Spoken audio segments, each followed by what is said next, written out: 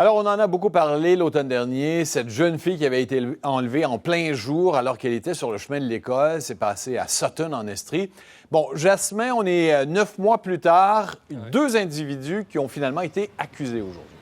Aujourd'hui, au palais de justice de Granby, effectivement, on parle de Jean-Guy Vallière, un homme de 55 ans, et également Jean-Pierre Bellemare, 52 ans. Vallière, lui, était déjà incarcéré derrière les barreaux au centre de détention de Laval pour un autre dossier. Jean-Pierre Bellemare, lui, il a été arrêté au cours de la fin de semaine aux douanes. En fait, ce sont les autorités américaines qui l'ont remis à la Sûreté du Québec parce que Bellemare purgeait une peine aux États-Unis et là, en fin de semaine, il a terminé cette peine-là et donc il a été remis à la Sûreté du Québec. Donc les accusations sont tombées formellement ce matin. On parle de 3 chefs d'accusation qui sont les mêmes pour les 2 individus, enlèvement, séquestration et également extorsion. Parce qu'effectivement, en septembre dernier, les 2 individus sont soupçonnés d'avoir enlevé une adolescente de 12 ans à Sutton. Imaginez, l'adolescente s'en allait le matin prendre l'autobus. Elle marchait lorsque la camionnette dans laquelle prenaient place les 2 individus serait arrivée. Il l'aurait justement kidnappé de force,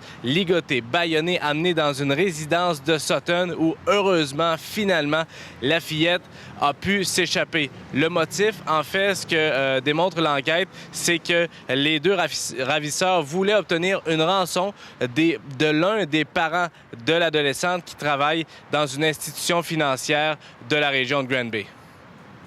Il y a plusieurs façons de perpétrer un enlèvement. Dans le cas qui nous occupe, c'est un enlèvement d'une personne de moins de 16 ans dans le but d'obtenir un service ou une rançon. Et c'est punissable, c'est un crime qui est grave au code criminel, c'est punissable de l'emprisonnement à perpétuité. Il y a une peine minimale de 5 ans d'incarcération également.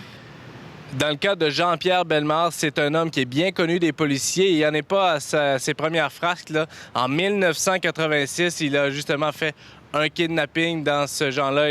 Lui, avec un autre complice, avait kidnappé le fils d'un policier dans le but également d'avoir une rançon. Je termine en vous mentionnant que la poursuite, donc, le ministère public s'oppose catégoriquement à la remise en liberté de Jean-Pierre Bellemare. Donc, on s'attend à ce qu'il y ait une enquête sur remise en liberté à venir dans les prochains jours. On va continuer dessus ça. Merci, Jasmin.